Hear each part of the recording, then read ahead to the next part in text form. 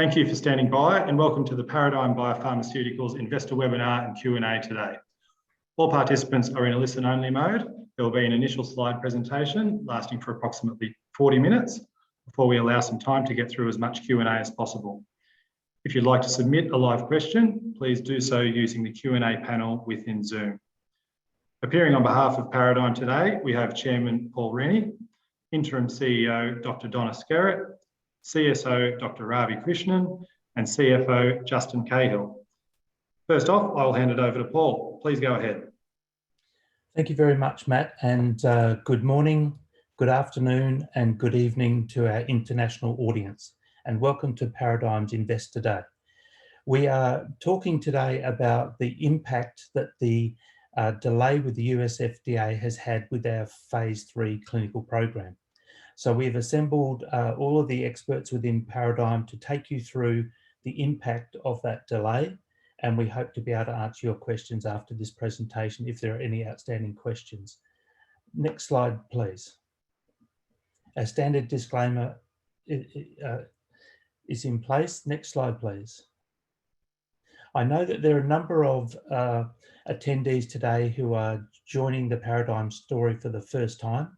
So let me take you through a very brief introduction to Paradigm. Paradigm, our business model is to repurpose an FDA-approved drug with a long track record of treating inflammation, and that active ingredient is pentazan polysulfate sodium, which Paradigm has registered as a trademark as xylitol. Osteoarthritis is our lead program. We're now a phase 3 company, and it's a phase 3 asset with 72 million people in the key markets of the United States, 5 European major markets, Australia and Canada. The estimated annual revenue potential for this particular drug in this market is far in excess of $1 billion per annum at a 10% penetration of the addressable market in knee and hip OA, and we have a slide on that later in the presentation. Xylitol has been through a phase 2B clinical trial and provided encouraging evidence of a meaningful treatment effect in response to PPS or pentazan polysulfate sodium compared to placebo overall for pain, activities of daily living, and patient global impression of change. We also have substantial real-world evidence via the TGA SAS program and the FDA EAP program. We do have strong intellectual property protection and patents for the application of xylitol to a number of clinical indications. Patents in all key markets having expiry dates between 2030 to 2040. And very importantly, we have secured an exclusive manufacturing agreement with the only FDA-approved manufacturer, Bene Pharmachem. This exclusive agreement extends from 25 years from the date of marketing approval. Exclusive agreement covers all major markets. Thank you. Next slide, please. Now, in terms of the company, as I mentioned just on that introductory slide, we are a phase 3 company, and we have for the last 2 years had many interactions with the regulatory authorities across the globe, but in particular the US FDA. And the interactions with the FDA now mean that we've reached agreement for a well-designed, adequately controlled clinical study to support registration. And I think this is very important that we understand that this clinical trial is not something that we feel comfortable with and will later go to the agency and seek their comments or seek their approval for registration. This has now been agreed up front that this is a clinical trial that will support registration. Over the last 2 years, we've significantly de-risked the program. We've retained global harmony to achieve simultaneous registration in other key jurisdictions outside the US. Paradigm completed 26 good laboratory practice non-clinical studies and a Western population pharmacokinetic study as requested by the FDA after our pre-IND meeting. So that work has undergone and been completed. The clinical program will support a broad label to maximize the reimbursement price and increase our market penetration from the launch of the product. The global market research that we've undertaken with an international marketing research company indicates that we could obtain a price between US dollars $2,000 to $3,000 per annum in the US market for xylitol for the treatment of pain and function in knee OA. It's important to also recognise there is upside potential of up to or over $6,000 per course of treatment if disease modification can be demonstrated in the clinical trials. We have a developed pipeline of other indications which continue to develop in parallel with our osteoarthritis program. And we have had, since the announcement of our phase 3 opening, received quite a number of partnering requests, and they are all being evaluated as we speak. Next slide, please. So I always thought that once the company got to phase 3 and the phase 3 is open, the company Paradigm would go through a transitional phase. And part of that transitional phase is to obviously structure the company for our future growth, and as we move into becoming a major pharmaceutical company with this very exciting program. So we have built out for some time to make sure that we have the right people with the right level of skill and expertise in the company. So as we transition, leadership can be obtained by the people already in the company. So I'm very pleased today to be able to introduce you to a number of the key Paradigm people from the leadership team who will really take over now the leadership of the company until we have a new CEO in place. But that CEO will also understand that there is a tremendous amount of talent below him or her, which can also move the company forward to our goals and where we want to end up as a pharmaceutical company. So we do have a very experienced team to drive the clinical execution of all our Paradigm programs. As a chairman, I'll focus on a number of very important strategic decisions and partnerships as we move into our pre-commercial phase. And that will be commercial discussions about partnering, strategic partnerships. We also have to look at some other strategic questions, given the size and the volume of product that we'll be handling. Will it be best for Paradigm to continue to engage with contract research organisations or contract manufacturers for our fill and finish of xylitol? Or is that a program that we can look to build our own facility at some stage? We also consider some of the other issues on the table, such as, do we list on NASDAQ? Do we build out and become a US company? Which pharma company do we partner with, etc. So these are major strategic decisions that I'm looking forward to working with the board and our advisors on as we move forward. The company has initiated a global search for a new CEO. And I'd just like to mention that the CEO, I think, in terms of our selection process to date, has been making it very clear that we need the CEO to embrace and uphold the Paradigm values and to ensure that person has contacts to senior decision-making people in the pharmaceutical industry, a person that Big Pharma will listen to. And also this person, a new CEO, is most likely, and I say most likely, it's not guaranteed, but most likely be based in the United States as we continue to build out our programs in the United States. As you can see on the slide in front of you, my colleagues who are very talented people who I have no doubt will run the company extremely well in the interim phase. Dr. Donna Skerritt, who is our Chief Medical Officer, but she is also interim CEO. Also, a person I've worked with over 20 years, Dr. Ravi Krishnan is our Chief Scientific Officer, and also Justin Carl, who's our CFO, who comes to us from a biotech background as well, working with CSL in the United States for a number of years. So I think at that point, Donna, I'll hand over to you and ask you to take the audience through our phase 3 clinical program and beyond. Thank you, Paul. May I have the next slide? So this is a depiction of our development pipeline, which, as you can see, is quite broad. Our osteoarthritis program is our lead program, and I will speak more today about the pivotal and confirmatory studies and other work that we're doing in osteoarthritis. We're also involved in the MPS space with 2 separate clinical trials looking at MPS. We have multiple future PPS indications, as you see here. And we also simultaneously have been working on market access projects in order to understand not only pricing, but delivery systems and reimbursement. And each of these endeavors is an effort to understand the market, to understand the opportunities in the market, so that we can provide the best value for our programs to our patients and to our shareholders. Next slide, please.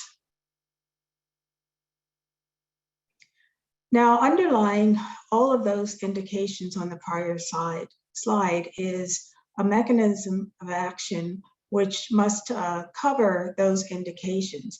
And in order to describe that in fuller detail, I'm going to ask Professor Ravi Krishnan to speak to the mechanism of action and how it relates to the indications that we are pursuing. Thank you, Donna. This slide highlights the pharmaceutical actions of PPS. PPS is a highly sulfated polysaccharide demonstrating multiple mechanisms of action. The multiple actions of PPS are mediated by targeting both NF-kappa B dependent and NF-kappa B independent pathways. The activation of the transcription factor NF-kappa B is involved in key pathological processes in both acute and chronic diseases. As demonstrated in this diagram, PPS is an inhibitor of NF-kappa B. Peer-reviewed scientific publications have confirmed that PPS binds to NF-kappa B and prevents the translocation of NF-kappa B into the nucleus of the cell, where NF-kappa B initiates the expressions of genes that lead to the inflammatory cascade. The inhibition of NF-kappa B by PPS results in the regulation of pathological processes involved in inflammation mediated by transcription of inflammatory cytokines, pain through the production of nerve growth factor, adverse tissue remodeling or tissue degradation through the increased levels of enzymes such as ADAMTS4 and TS5, and vascular inflammation and dysfunction through the induction of cell adhesion molecules. In addition to targeting NF-kappa B directly, PPS can also act in an NF-kappa B independent manner. Examples of NF-kappa B independent effects include PPS as a direct enzyme inhibitor of ADAMTS4 and TS5. PPS is a direct inhibitor of nerve growth factor gene expression. PPS has antithrombotic effects, which improves vascular perfusion. PPS has tissue regenerative properties by directly increasing the production of hyaluronic acid, which is degraded in osteoarthritic joints and other tissues, including the myocardium in heart failure. So the take-home message is that the multiple mechanisms of actions of PPS regulate disease processes such as inflammation, pain, tissue preservation, and vascular dysfunction that are common to many acute and chronic medical indications. Therefore, PPS has a substantial advantage in yielding clinically meaningful outcomes compared to pharmaceutical agents with monospecific actions which target single disease pathways.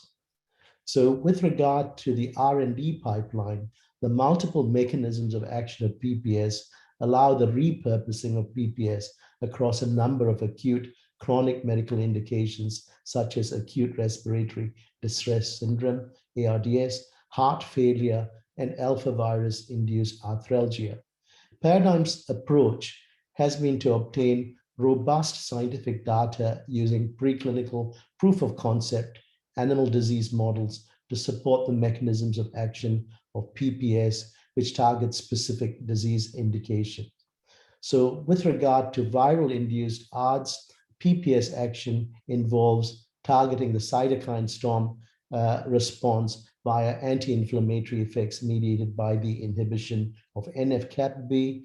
With regard to heart failure, PPS has actions that involve targeting ADAMTS4 present in myocardial tissues, which causes adverse tissue remodeling, as well as inflammation and vascular endothelial cell activation, which affect cardiac function. With regard to alpha viral arthritis, where examples are the Ross River virus and chikungunya virus, PPS actions involve targeting inflammation and pain. So in summary, the multiple mechanisms of action of PPS provide the rationale for the use of PPS in treating other medical indications beyond osteoarthritis and MPS. I will now hand over to Dr. Donna Scarrett, who will present the next slide. Thank you, Donna. Thank you, Abby. I'll now proceed to discuss our activities in osteoarthritis that have led to the opening of our IND and our plans for registration in this indication. Next slide, please. Osteoarthritis is a huge market opportunity. It affects many individuals, as we all know. Currently, the estimates are approximately 72 million impacted by OA in the major markets, with that number projected to grow significantly over the next 10 years. 69% of OA sufferers have hip and knee disease. And most importantly, in this right lower corner, 81% of patients are dissatisfied with their current treatments. So either they haven't received good responses to pain, have not improved their function well, or they've not been able to tolerate the medication, but they express dissatisfaction. And so this identifies and clarifies the clear unmet need that we aim to meet with our OA program. The market size is obviously quite large, considering the large population and the growth in this area. And the size potential is estimated as 10 billion in the US, just using some of the conservative estimates. Next slide. So here's what's been going on in OA. We've spent the better part of this year preparing for the opening of the IND.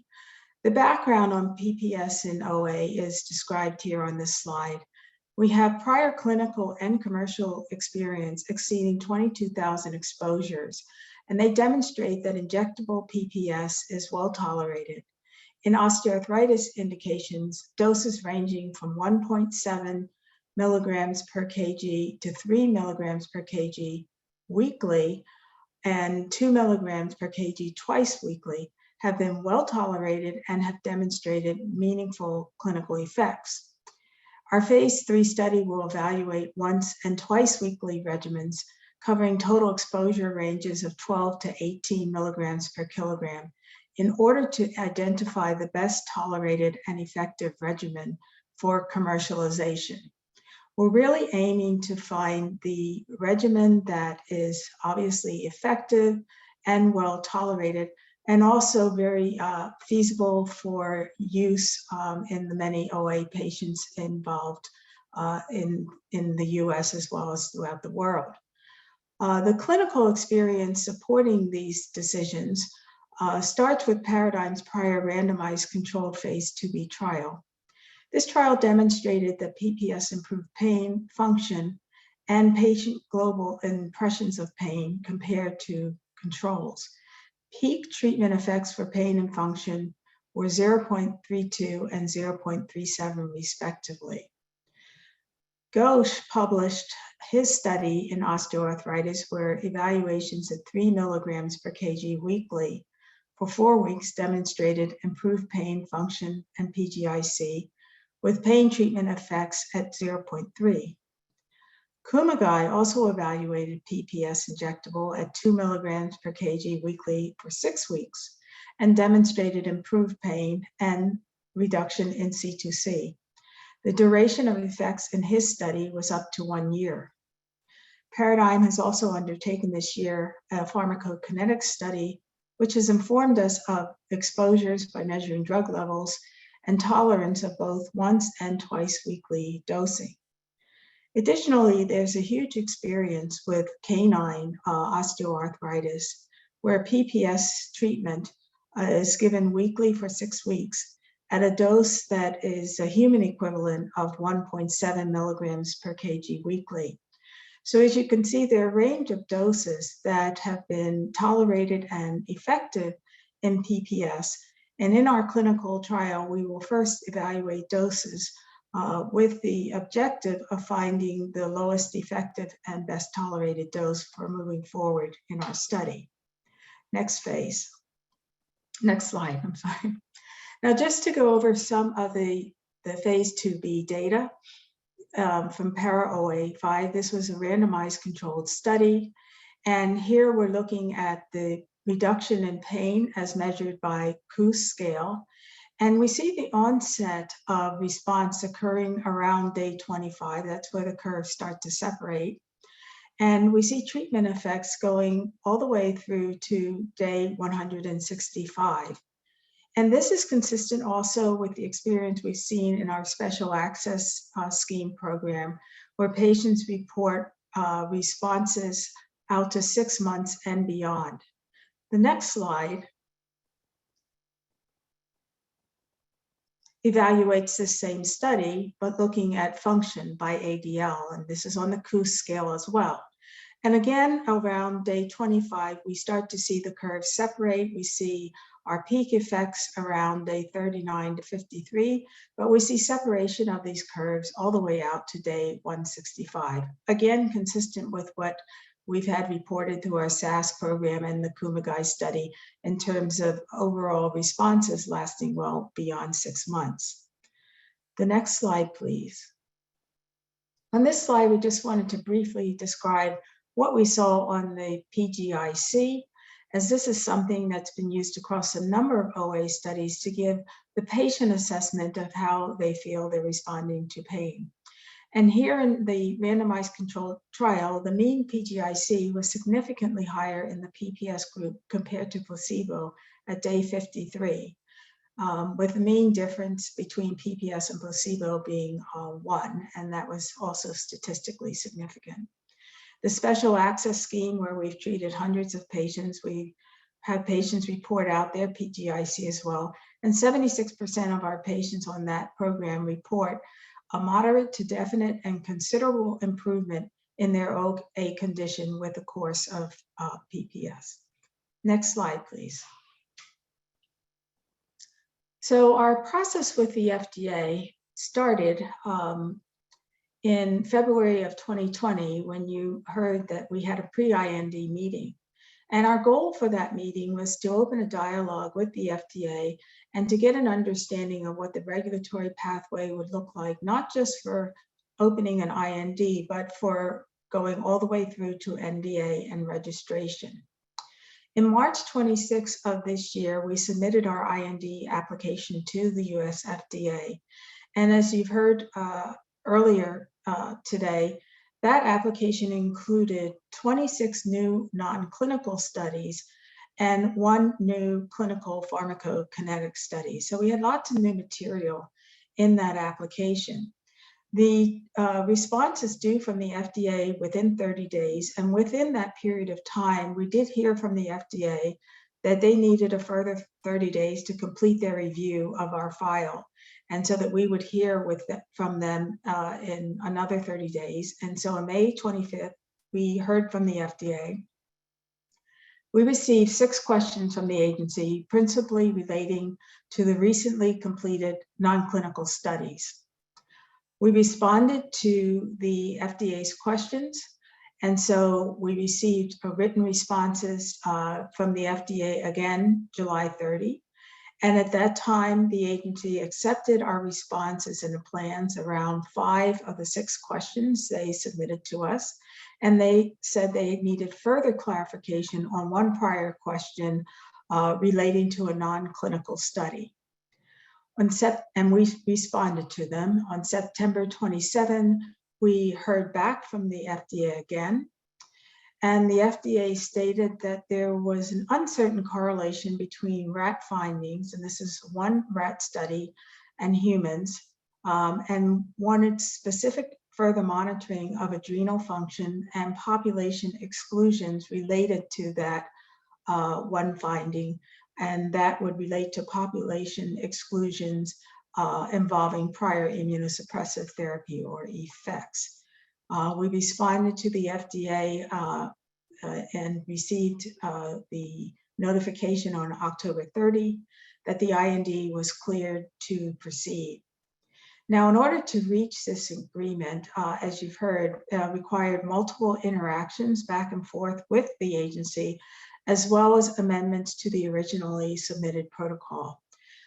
Throughout this process, Paradigm has retained global harmony with the protocols, as our goal is to register this product for OA in the major markets, which include the US as well as Europe, UK, and Australia. So we have retained global harmony. But I'd like to illustrate that this process was iterative and that it has resulted in a globally harmonized protocol, but most importantly, in the protocol that the FDA has said now meets their requirements for the registration study. So we want to be sure that when we embark on a study, that it's a study that's going to be suitable for registration. And so where that has cost us some time, just in terms of this review and approval to proceed process, we felt very strongly that we needed to reach agreement so that the ultimate study and data findings would be acceptable at the time of NDA submission, and therefore provide value on that end, and hopefully avoid any surprises at the time of NDA submission. Next slide, please. So this is what the study looks like. It's a phase 3, 2-phase adaptive trial. As I mentioned, we're very interested in looking at not only twice weekly dosing, which we've used previously, but also once weekly dosing that we and others have used. And so we have 3 arms looking at dosing, 1 twice weekly dosed arm and 2 once weekly dosed arms. One of those once weekly arms includes a fixed dose. So based on ranges of kilogram body weight, we will administer a fixed dose. And each one of these will be informative to us, but especially in terms of identifying perhaps a once weekly regimen, even a fixed dose regimen, is something that would, if effective, be feasible for patients and practices as well. We have our primary endpoint at day 56, so this is shortly after the last injection of the drug. Importantly, for the first stage of this study, we have an interim analysis that will be conducted by the Data Monitoring Committee using criteria we have jointly agreed on. And that will result in the dose selection that will be carried forward into the second stage of the study, as well as the confirmatory phase 3 study. So by using this design where the DMC carries out the process for dose selection, we will retain power in the study. We will use the selected dose as well as the placebo arm from stage 1, in addition to the data obtained in stage 2, so that our final analysis set will be well over 500 subjects just for this study. Again, with the primary endpoint, the patient population, all staying the same between the 2 stages of the study. So one of our key milestones for this program, in addition to the enrollment, is going to be reaching this point where we establish the dose that we will use for moving forward to stage 2 and also into our confirmatory phase 3 study. Next slide, please. So as I've stated, at the request of the FDA, amendments have been made. This just briefly describes the amendments. The study population exclusions put in place are for those patients with recent immunosuppressive therapy, recent heparin therapy, and drugs that may interact with adrenal function or adrenal assessments, because we are monitoring adrenal function. We're also monitoring platelets in the study and testing for heparin-induced thrombocytopenia as indicated. Adrenal monitoring for function will take place for all 3 zones of the adrenal gland to rule out human translation of the uncertain rat findings. But of note, no adrenal findings were seen in the dogs in the studies we conducted, and no adrenal suggestive events have occurred in over 20,000 prior PPS human exposures. And I say over 20,000 because the commercial experience itself is over 20,000. And then the Paradigm experience also was surveyed and includes several hundred patients who have not shown any signals of any adrenal effects. We're also monitoring for pigmentary maculopathy. This is a rarely seen complication with long-term oral PPS therapy. It has not previously been seen with injectable PPS and was not something that was identified in any of our preclinical work. Next slide, please. So this is where we are now that we are clear to proceed with the phase 3 program. In the United States, the FDA IND is clear for evaluating PPS for the treatment of pain associated with knee osteoarthritis. Approximately 56 sites have been selected. Our lead investigator is confirmed and central ethics approval has been received. So sites have now started the activation process so that we will begin screening as soon as we have sites activated. In Australia, we have 8 sites that are selected. The protocol has received ethics approval. Paradigm has contracted several sites, and the first 5 sites in Australia have initiated screening participants, and our lead investigator is confirmed. So now that we are actively screening in Australia, we hope to soon have enrolled our first patients. In the Europe and UK, we've selected 12 sites. And our UK investigator has been confirmed. Our EU lead investigator has been finalized, and site initiation and screening will commence shortly. So what we are have done here is in order to mitigate against some of the lost time through the IND review and clearance process, we've added on sites. So across all of these regions, we now have 70 sites, and adding the European and UK sites now is an effort to get more numbers into the study in an effort to recruit the study over a period of time that might make up for some of the IND clearance time that we've experienced on the US side. If we could go to the next slide. This is what our timeline looks like. The pivotal study is that first line Paraoa5. And once the dose is selected in that study, then we will not only go on to the stage 2 of that study, but we will start the confirmatory study 003, which has an identical design as stage 2. And both of those studies will reach, we estimate will reach completion in 2025. Now, these enrollment rates are conservatively estimated. We've used experiences from other recent OA studies. We've also looked at our prior recruitment rates. As we become active and we establish what our accrual times are actually are, we will start to model these curves ourselves and be able to update the shareholders on what the actual accrual looks like. But again, this is initially laid out conservatively. We are doing these initial studies 002 and 003 to look at pain and function as the primary endpoints. But there's other information, valuable information to be gained from these studies. And so what you see on the next two bars is the patients in the 002 and 003 studies will be asked to roll over to an extension study where we will follow the patients up and we will look for duration of effect beyond 6 months. This will allow us to follow out the patients for extended period of time, collect safety and efficacy data, but importantly, see what the treatment responses are like going out beyond 6 months to 1 year, 1.5, even out to 2 years.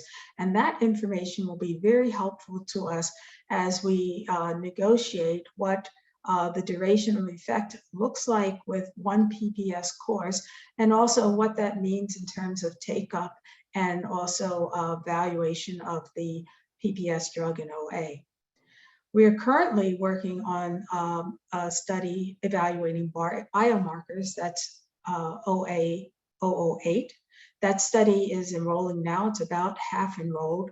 We recently amended that study. It was evaluating synovial fluid and serum biomarkers, as well as radiographs, so MRIs and X-rays.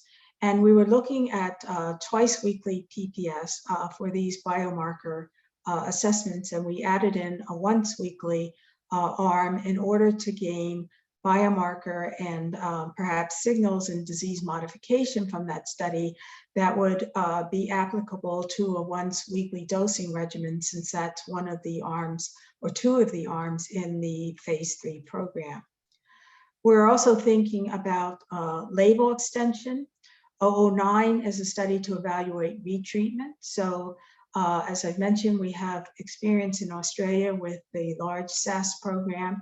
There are some patients on that program who at an interval of about a year have come back and asked to be retreated. So we would like to know what retreatment looks like so that we'll have an opportunity to discuss that with regulators and perhaps extend our label for retreatment at some point. As well as 010, which is going to evaluate hip OA. As we saw on the prior slide, hip OA is quite common. The regulatory pathway for hip OA is very similar to knee. So we can increase the overall value of the OA program in the same phase 3 period of time by looking at hip OA in additional studies. So on the bottom of the slide, I believe verbally I've shared what the objectives of these studies are. And to the right, it's just a snapshot of what the key milestones will be. I've mentioned that the dose selection from the first stage will be an important milestone, because from there we will begin stage 2 and then shortly after start the confirmatory phase 3 study. From the duration of effect studies, the observational studies will announce when our first patients roll over into those studies.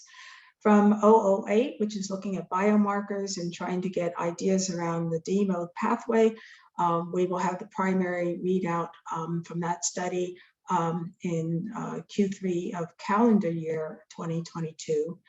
And the other two programs on retreatment and hip OA, as we confirm those timelines, we will share that information as well.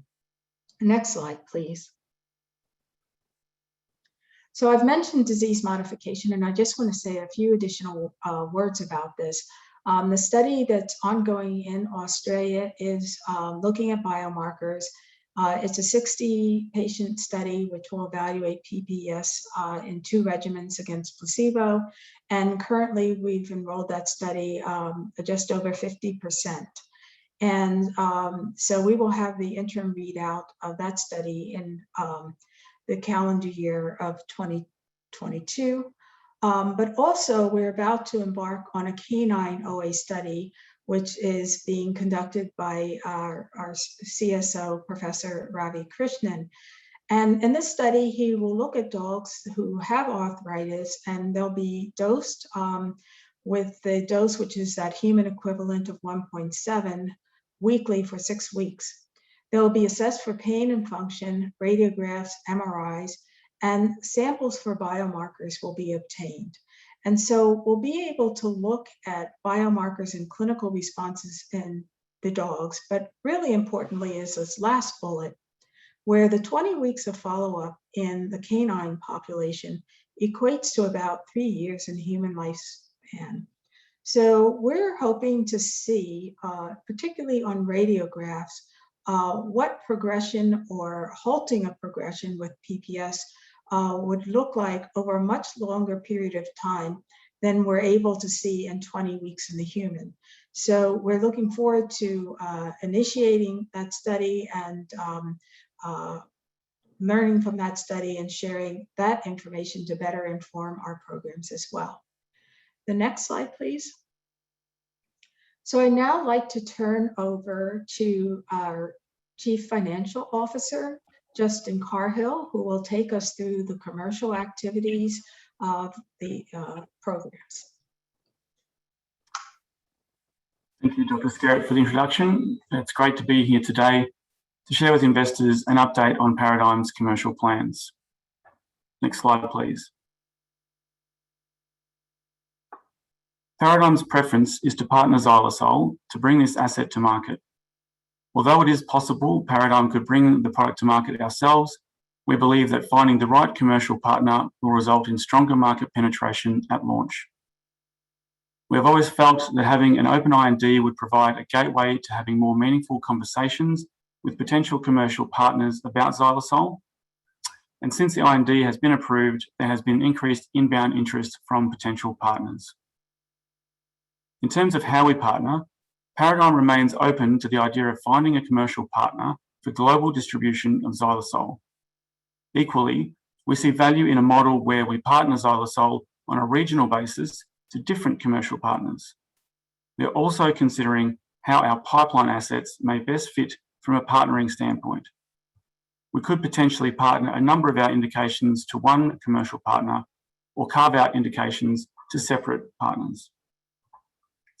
To assist with our partnering activities, we are looking to appoint some external advisory support to guide us through the process of assisting with managing due diligence for inbound interest, in addition to reviewing the market and making outbound approaches to companies where Paradigm sees a potential fit for xylitol. We think this approach will provide us with the best opportunity to find the best deal for our patients. This is a process we need to get right, and it is something that we do not wish to rush for the sake of signing a deal, or if we do rush, we may leave considerable value on the table. Next slide, please. We felt it would be helpful to share some insight on our supply chain and manufacturing flow that will support a commercial partnering arrangement. Many of you tuned into the call today will be aware that Paradigm has an exclusive supply agreement with Bene Pharmachem for the supply of PPS for injectable use. This Bene agreement, which is exclusive to Paradigm, provides protection of supply of PPS for 25 years post-launch. Paradigm will acquire the API from Bene, and through a network of contract manufacturing organisations, Paradigm will arrange for the conversion of API into finished product. Paradigm will then sell the finished product to our commercial partner, who will in turn market, sell, and distribute xylitol in market. The contract manufacturing arrangements are in place currently, and this process is what is supplying our clinical trial material. The current arrangements are scalable, so they will support a commercial launch of product. This manufacturing and supply process will also support future indications from Paradigm's asset pipeline. Paradigm has taken steps to set this supply process up in advance of commercial sale to de-risk supply for launch. The final point to make on this slide is that it is possible that in the future, Paradigm could look to bring formulation, fill and finish activities in-house, which will provide greater control over the supply and manufacture process. Next slide, please. This slide is a little bit theoretical, but I think it provides an important insight into the Paradigm management team's decision-making regarding how we bring xylitol to market. Decisions made along the product development journey influence both value of the asset under development as well as time to market launch. We're very much focused on ensuring we maximise value for xylitol at launch. We don't want to take any shortcuts along this journey and are very much focused on decisions centred around maximising asset value. That is why additional studies for 06, 07, 09 and 10 have been included in our development program. These studies will enable Paradigm and a commercial partner to launch with the broadest and strongest label possible. We believe this will result in a better patient outcomes where unmet needs currently exist. We think these decisions help set our partnering relationship up for success by being able to attain the best possible reimbursed price in market, and ultimately these steps will deliver a benefit to our shareholders. Next slide, please. This slide elaborates further on the rationale for inclusion of a broader clinical development program for xylitol. As I mentioned, our clinical, regulatory and commercial thoughts are centred around launching with the best label possible. That is why the 06 and 07 studies have been included. Having data from these two studies will help demonstrate product differentiation for xylitol to existing therapies in market by demonstrating long-term durability of effect. This is an important element of proving cost effectiveness to payers from a reimbursement perspective. The 09 study will look at retreatment, where we look to establish safety and efficacy of repeated dosing. This is important from both a regulatory and reimbursement point of view. By including these three studies as part of our clinical development and registration pathway, we are maximising the potential patient uptake at launch, whilst giving Paradigm and our commercial partner the best possible reimbursed price in market. The HIP study also represents another opportunity to create long-term value for shareholders. HIP OA accounts for roughly 19% of all OA globally.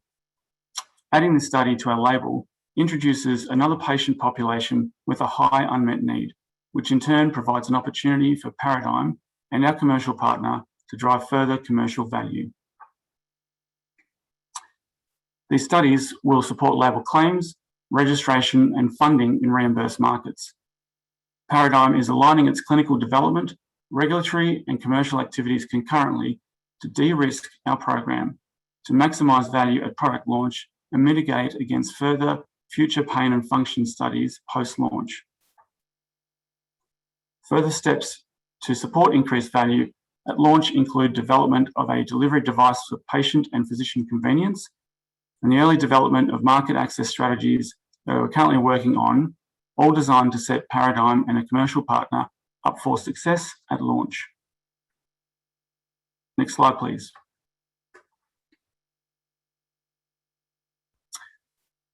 So to provide an update on current cash runway, Paradigm started the fiscal year with 71 million Aussie on hand. This cash will enable us to commence both the 02 and 06 studies this fiscal year, in addition to completing dosing of the 08 study. Clinical development of our phase 2 studies in our orphan indication asset of MPS will continue through fiscal year 22. R&D are focused on a number of activities that will drive future value for Paradigm that support the xylitol registration process, such as the mechanism of action studies. As Dr. Skerritt discussed earlier, the canine study is important to inform our thinking around disease modification, and we have an update due soon on one of our exciting pipeline assets in heart failure. Our regulatory function will be progressing a number of studies to prepare for product registration. These are multi-year studies. Paradigm has begun this work early to help de-risk the registration process. Some of these studies can be further leveraged for use in other future IPPS indications. Commercial will also be working on a multi-year project developing a delivery device, in addition to incurring advisory costs to support partnering. In terms of sensitivities that could impact our rate of spend, COVID could potentially impact trial site capacity, with trial sites working on COVID-related studies. Likewise, lab testing capacity has proven to be tight due to COVID, which is in part why we're undertaking regulatory studies required for registration now to de-risk this process. The rate of subject recruitment for the Para002 and our MPS studies will also influence cash burn, as will the Australian and USD FX pair, as much of our OA clinical development costs are denominated in US dollars.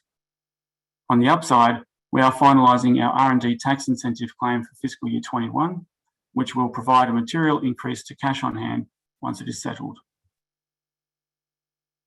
Further capital will be required in future to commercialise xylosol. The scope of clinical activity has increased compared to initial plans that were developed some time ago, but so too has the commercial value of this phase 3 asset. As we look to recruit our first subject in the Para002 study, we have a multi-year, multi-trial, multi-region, multi-currency journey ahead of us. Paradigm will continue to monitor capital needs and maintains optionality in terms of how we source that capital, be that from partnering contributions, equity raises, or conversion of debt to equity. Making decisions that increase shareholder value will be front of mind with respect to capital management. Next slide, please. During calendar year 21, Paradigm commissioned an international independent expert, Clarivate, to undertake market research to inform our commercial strategy for xylosol. The target product profile for xylosol was shared with KOLs and payers in key global markets in an effort for Paradigm to better understand willingness to pay and willingness to prescribe xylosol in these key markets. As part of the brief, the identity of the product and the company developing the product were not disclosed to the KOLs and payers participating in research interviews. There were 3 questions over 2 scenarios. The first scenario was for a pain and function label only, and the second scenario involved a pain and function and disease modification label. Amongst all the research that was undertaken, there were 3 key questions we wanted feedback on. And they are: how is xylosol perceived by physicians and public payers? How will xylosol fit in the treatment algorithm and how will physicians use it? And how much would public payers and patients pay for xylosol?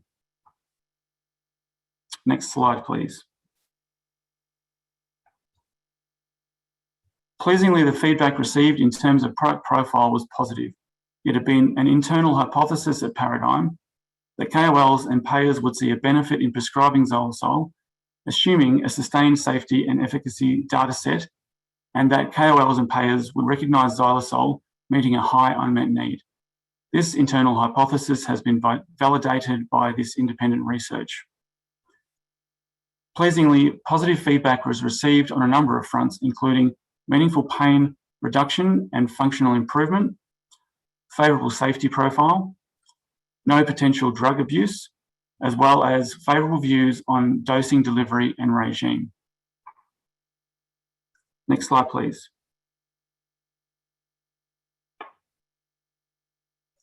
The insights Paradigm gained from payer feedback on potential price reimbursement was very encouraging. For the pain and function label we are developing, the research showed that an in-market price of between $2,000 and $3,000 would be achievable in the US market.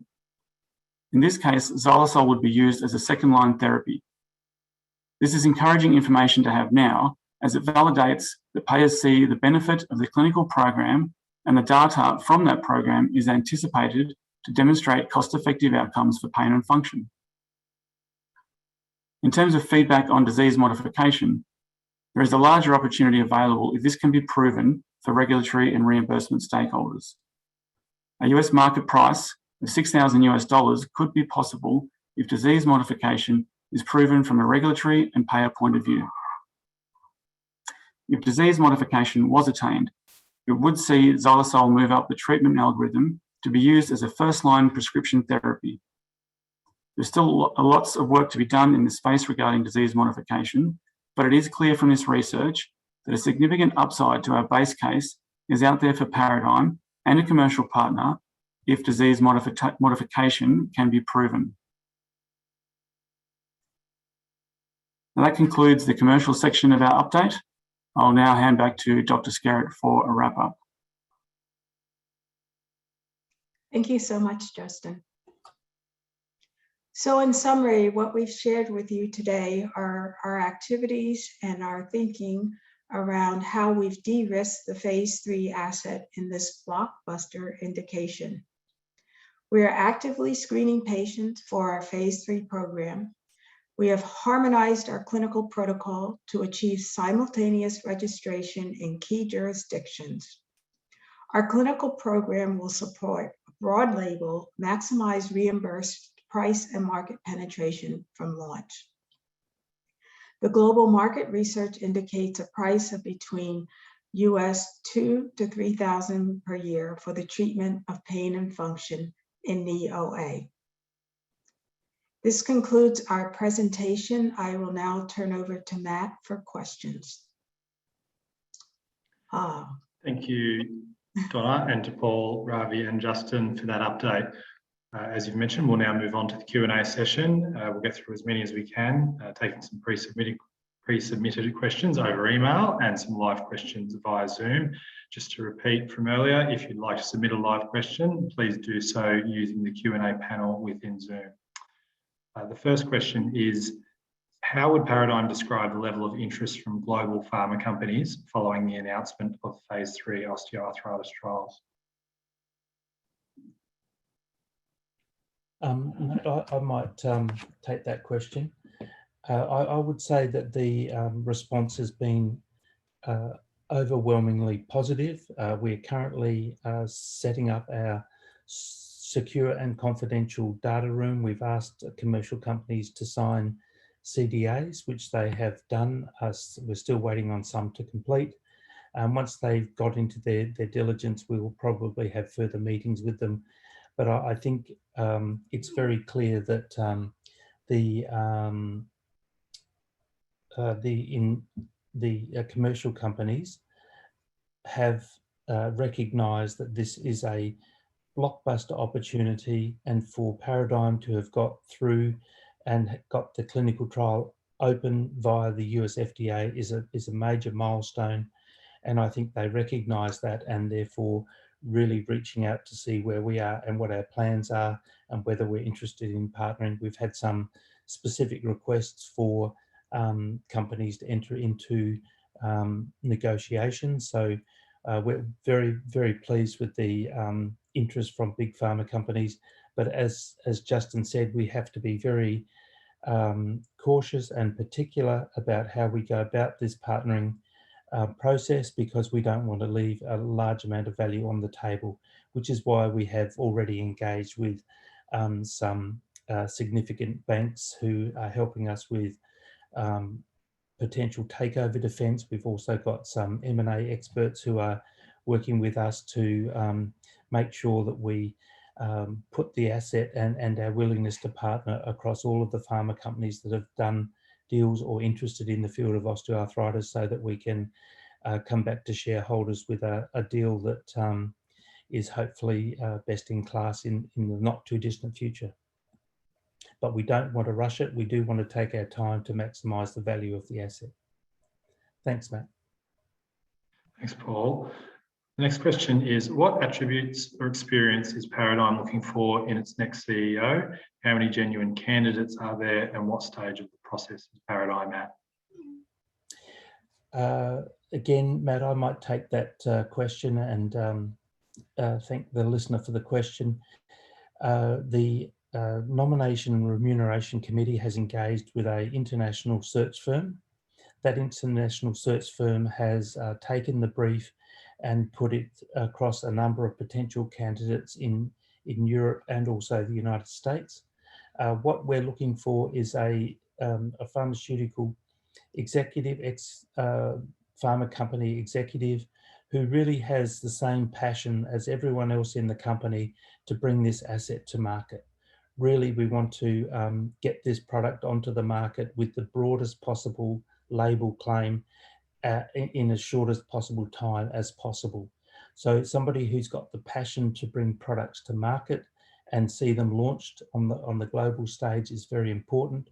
We also have said that we want the person to embrace and uphold the Paradigm values. We also want that person to have deep contacts into pharma companies that we can get to decision makers within a relatively short period of time. But I think somebody most likely to fit that bill will be somebody who's worked in the pharmaceutical industry, currently resides in the US, and will continue to reside and run the business from the US is our most likely picture. In terms of how far we've progressed, we have progressed on to the interview of a short list provided by the search firm, and those interviews are ongoing, and we'll obviously make an announcement as soon as we have confirmation from the pharmaceutical ex-executive of a pharmaceutical company has confirmed to the terms of the contract with Paradigm. Thanks, Matt. Thanks, Paul. Next question is, what was the rationale for the changes in the 008 protocol and subsequent delay in primary endpoint readout? I might pass that on to Dr. Skerritt to answer, if she could, please. Certainly.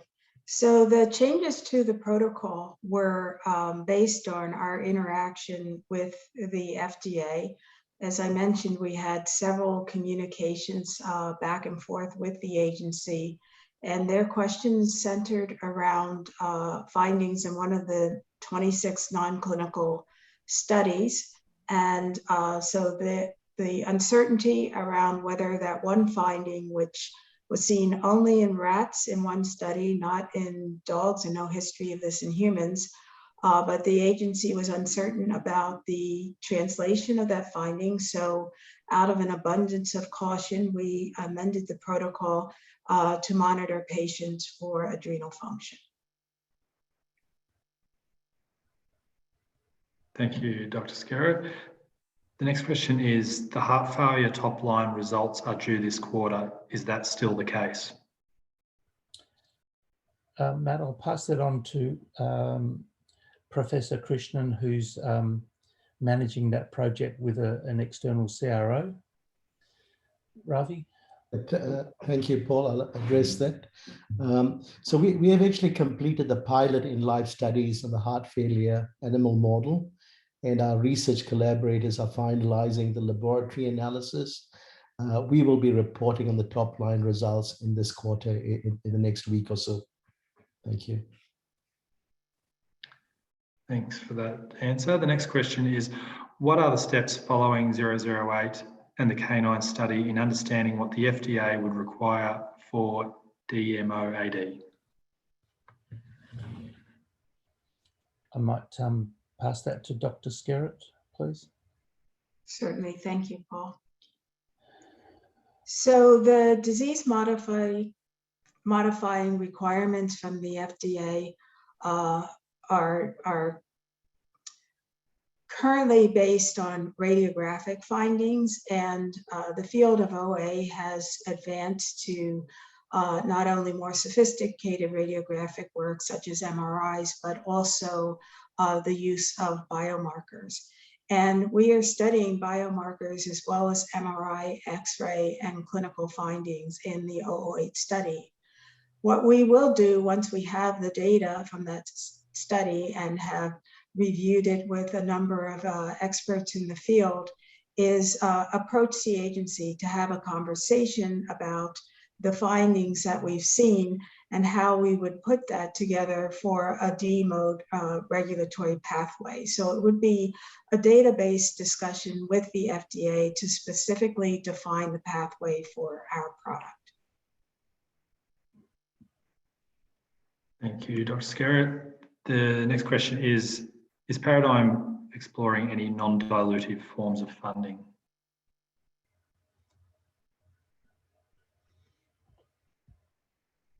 Justin, do you want to answer that question? Yes, certainly, Paul. So the short answer, I think, to the question is yes, we are looking at or exploring that non-dilutive forms of finance and capital.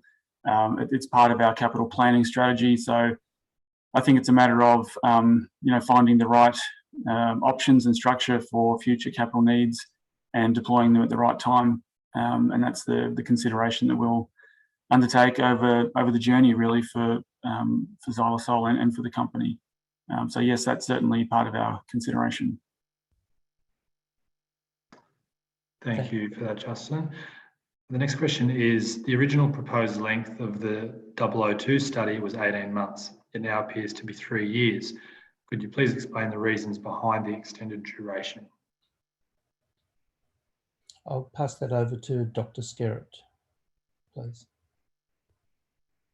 Thank you, Paul. So yes, the study has extended in duration. First, I'll state that the study involves the enrollment of 938 participants, and it's being conducted in 2 stages. So there will be some interruption while we conduct the interim analysis for dose selection. But most importantly, the timeline we have shown you is very conservative. It's based on data from other studies in the field. And when we have our own data in order to see what our accrual rates are, we will be able to update the shareholders on what the actual projections look like. We chose to be conservative because over the past year and a half, we've had some delays related to the pandemic. We certainly feel that our interactions with the FDA in part were affected by the pandemic due to the absence of meetings and only written correspondence. As Justin described to you, that site activity in the past was slowed down at some point due to the pandemic. As we come out of this, as we believe we are coming out of this, and we get our sites set up, we are in a position to optimally support them. We have an expert CRO and very strong medical management team in place to really work with these sites to get patients screened and enrolled and keep the sites very active and productive. So we will come back to you as we have timelines more reflective of our actual activity. Thank you. The next question that's come through is, in terms of future funding requirements, is there any possibility of our strategic partner, BeNe, being able to take a stake in terms of equity or fund provision?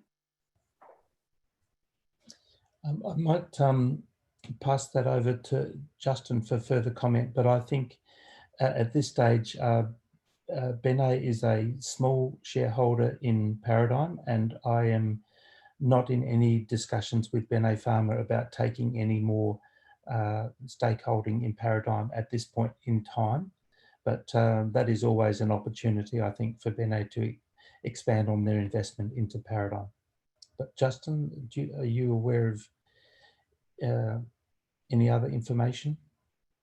No, there's nothing further really to add to that, other than just more broadly that, as we outlined in the presentation, that sources of capital over the next few years in terms of our journey is something that we're going to continue to review and look at. And I'm sure at different parts and different times in that journey, there will be different mechanisms to source capital to continue the progress and success of the company. And we'll continue to cultivate those options for us to use. And as I said, we'll consider shareholder value is at the forefront of our minds in terms of which option we pull at which point to source that cash.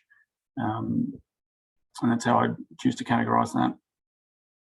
Thanks, Justin. Thank you. The next question is, what percentage of patients do you expect to be excluded by FDA requirements in terms of on drugs that interact with the adrenal function? That's definitely a question for Donna.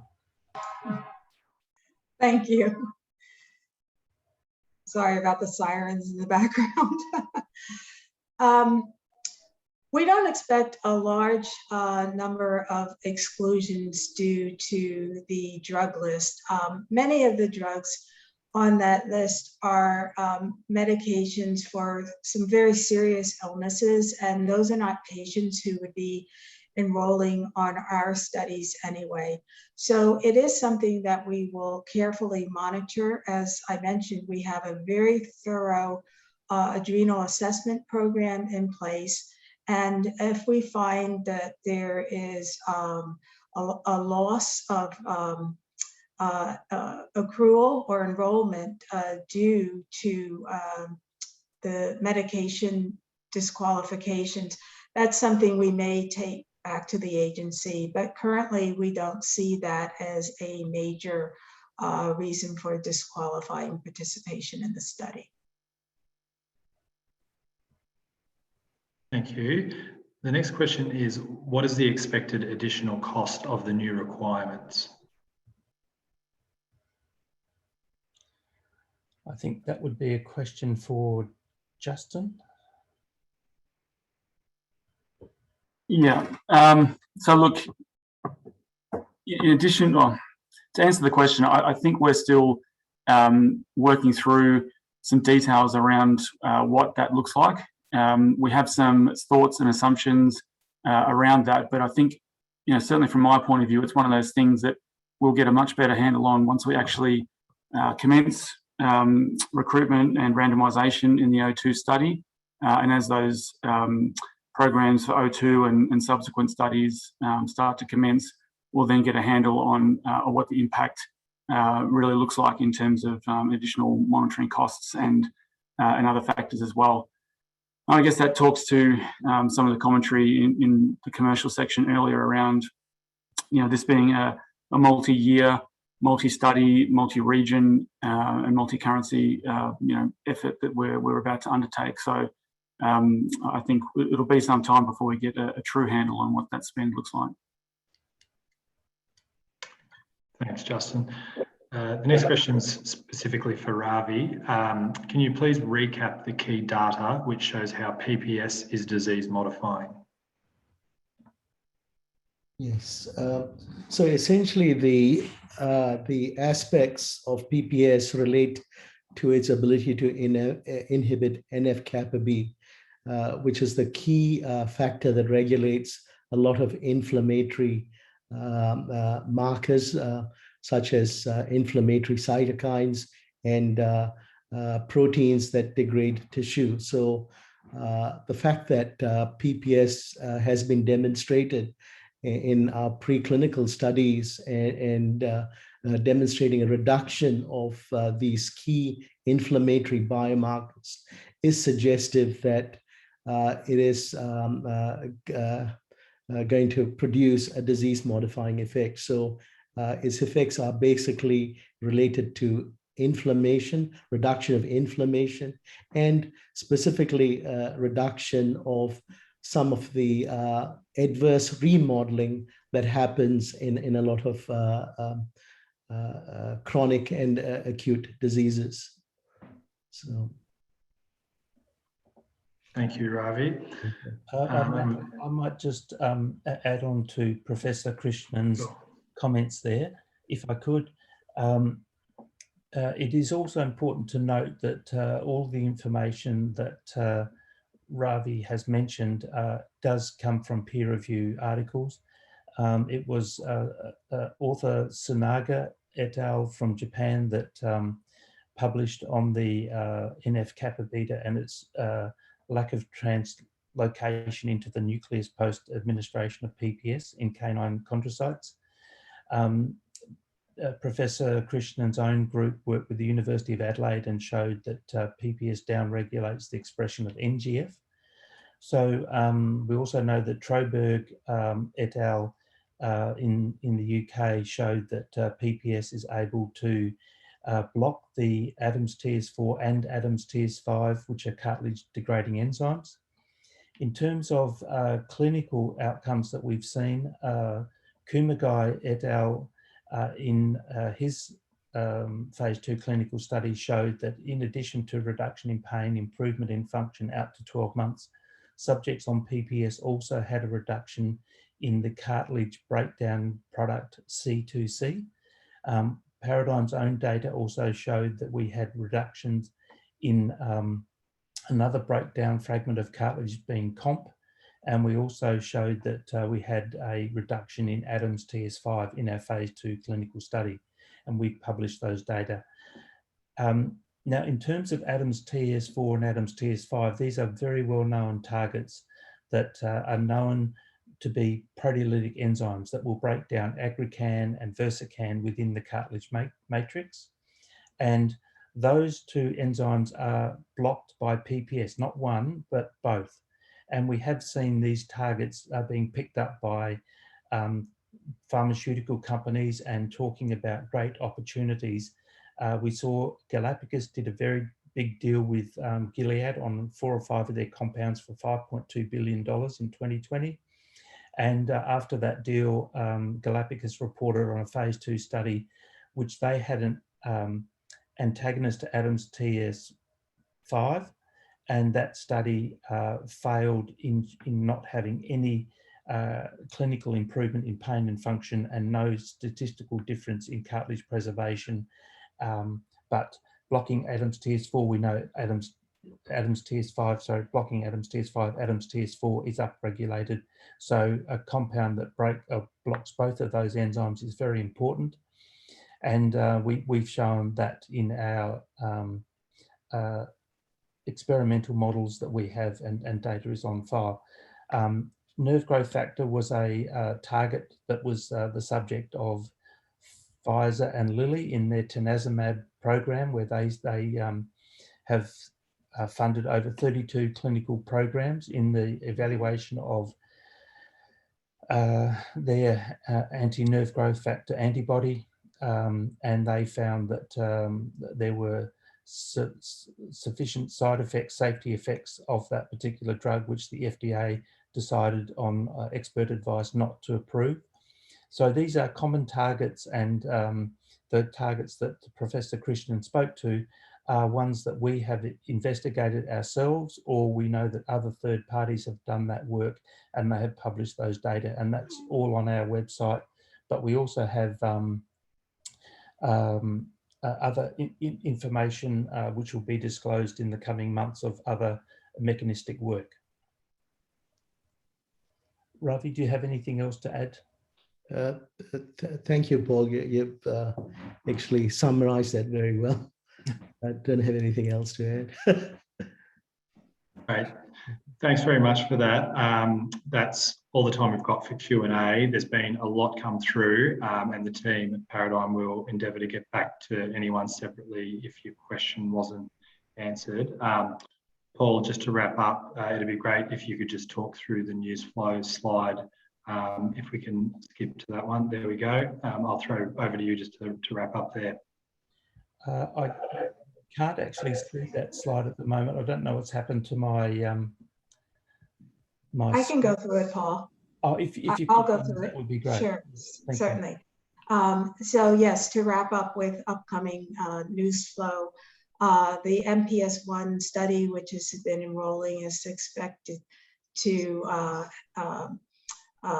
announce further preliminary data. We did have a meeting in the 3rd week of November where we presented a poster on that data, and that poster is on our website, a link to it.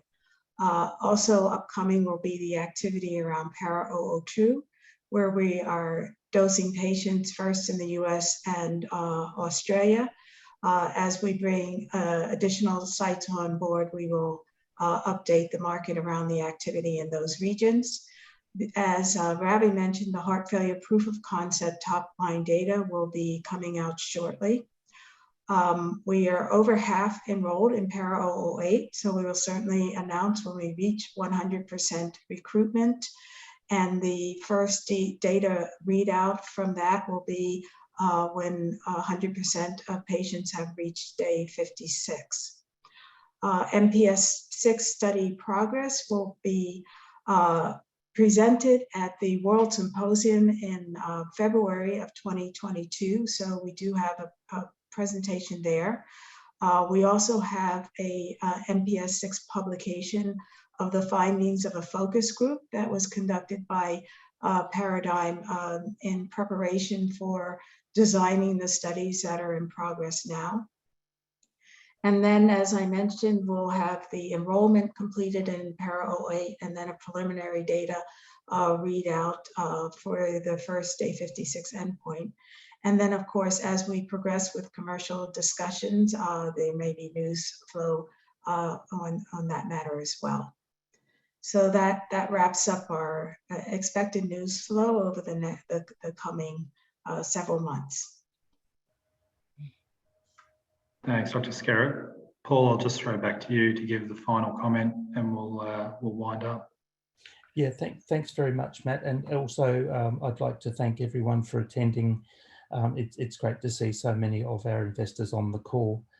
I'd just like to maybe just mention that from the presentation, hopefully everyone understands that this is a huge market opportunity.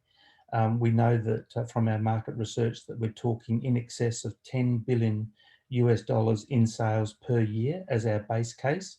It could be much larger if there was disease modification label.